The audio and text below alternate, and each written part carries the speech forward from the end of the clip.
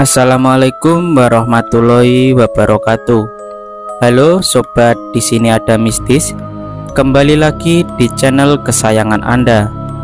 Untuk sobat di sini ada mistis yang baru berkunjung ke channel ini, alangkah baiknya mendukung kami dengan cara tekan tombol subscribe, like, komen, dan juga tekan gambar loncengnya, agar kami lebih bersemangat dalam membuat konten dan membagikan pengalaman horor lainnya. Dan buat teman-teman yang sudah mendukung kami selama ini, kami ucapkan terima kasih banyak. Semoga teman-teman diberikan kesehatan walafiat dan juga rezeki yang berkecukupan. Amin amin ya robbal alamin. Sebelum kita lanjut ke ceritanya, mari kita berdoa menurut agama dan kepercayaan masing-masing. Berdoa dimulai.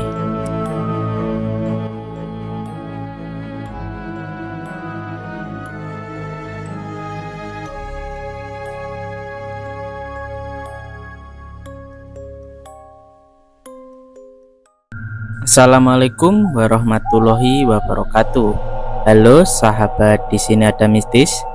Dalam kesempatan kali ini saya akan membagikan cerita yang berjudul Lawang Telu yang dibagikan oleh teman kita. Saya sangat berterima kasih jika teman-teman mau menekan tombol like, subscribe, dan juga berkomentar, agar saya lebih bersemangat untuk membagikan ceritanya. Jika teman-teman mempunyai pengalaman horor atau cerita horor, bisa dikirim ke email yang saya cantumkan di kolom deskripsi. Disclaimer, nama dan tempat dalam cerita ini telah saya samarkan demi melindungi privasi narasumber. Kita sebut saja namanya Nadia. Ceritanya kita mulai dari sini. Nadia mengambil judul Lawang Telu karena memang ini menceritakan sebuah misteri, sebuah rumah yang memang pamali jika ada pintu yang letaknya secara berurutan. Dulu Nadia mengira ini hanya mitos, tetapi karena Nadia juga pernah mengalaminya, jadi Nadia antara percaya dan tidak percaya. Nadia menceritakan tentang pengalamannya yang mana setiap tahun anggota keluarganya sakit secara bergantian. Sakit itu diikuti dengan hal-hal yang aneh.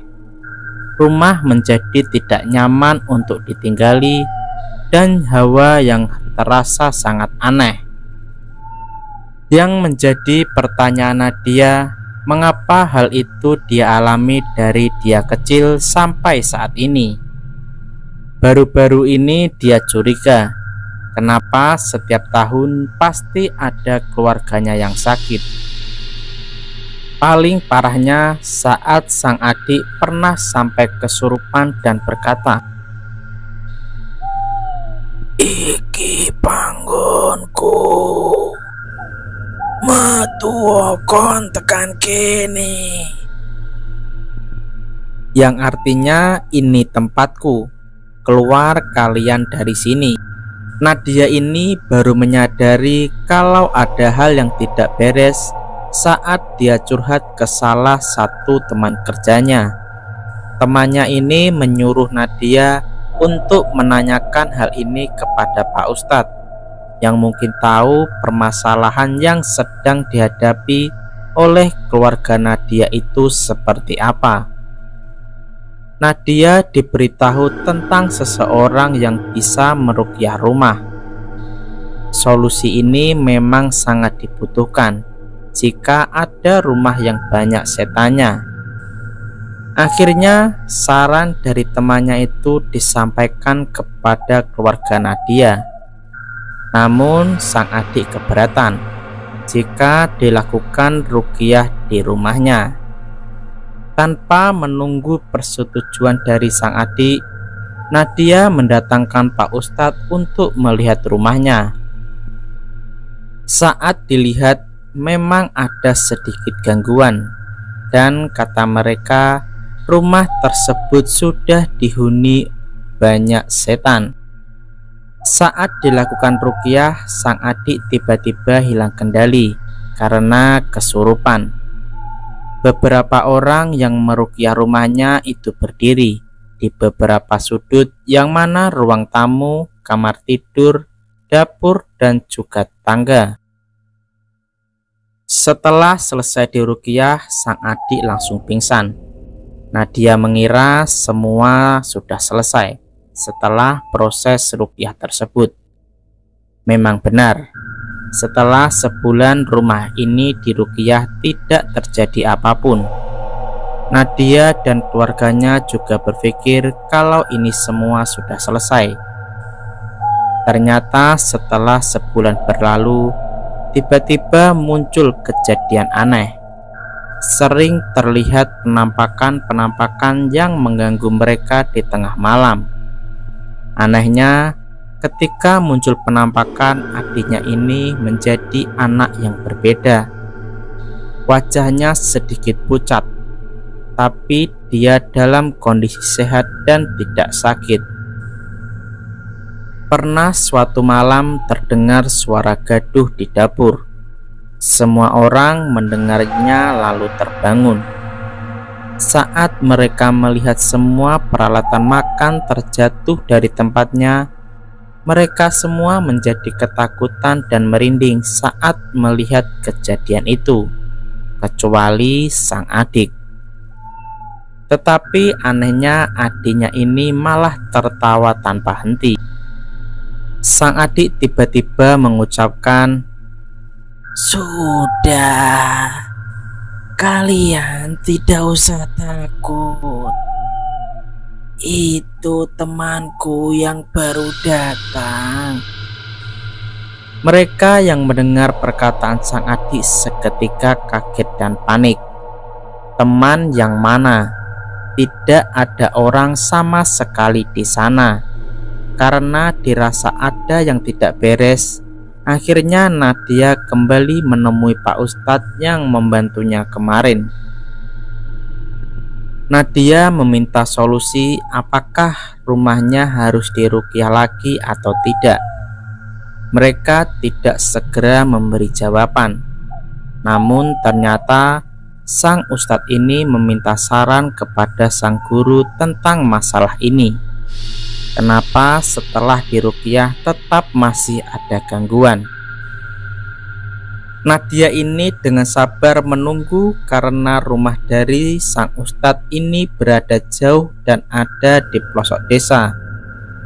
Jadi perlu menunggu beberapa hari untuk bisa menemukan solusinya. Setelah 2 minggu, kembalilah sang ustadz dan menemui Nadia.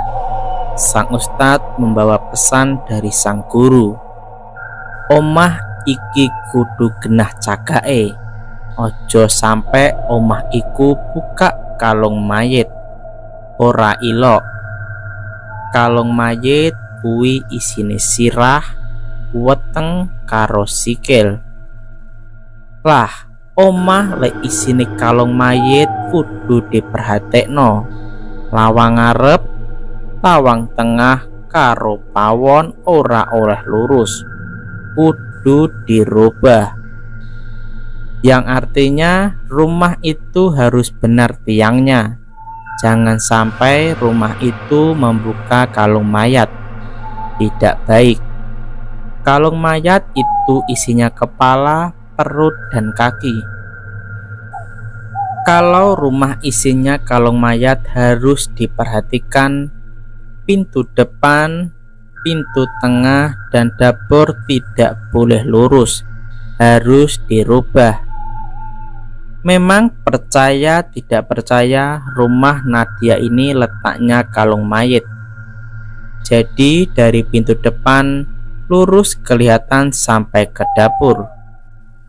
Hal seperti ini baru terdengar di telinganya, seperti takhayul yang tidak bisa diterima oleh akal sehat. Namun orang tua Nadia tetap mau merenovasi pintu rumahnya. agar pintu tidak terlihat sejajar lagi. Apa salahnya jika hal itu dicoba?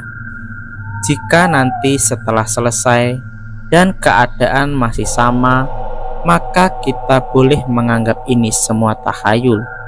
Dengan senang hati, mereka segera merenovasi pintu rumahnya.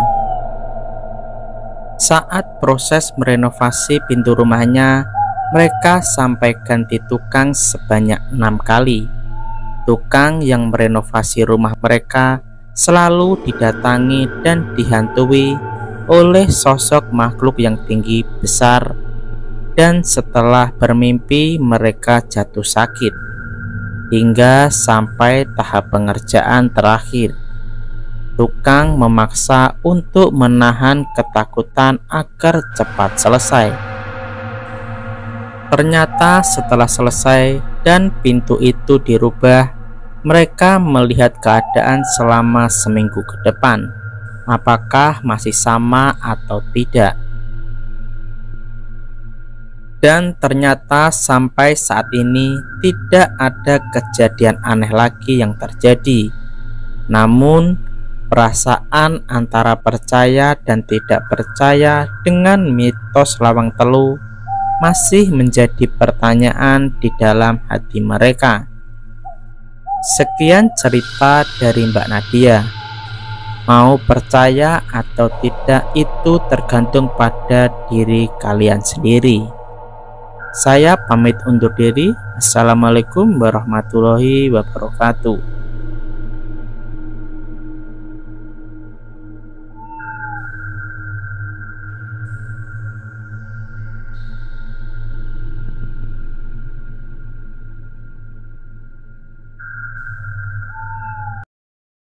Terima kasih buat teman-teman yang sudah mendengarkan cerita ini sampai akhir.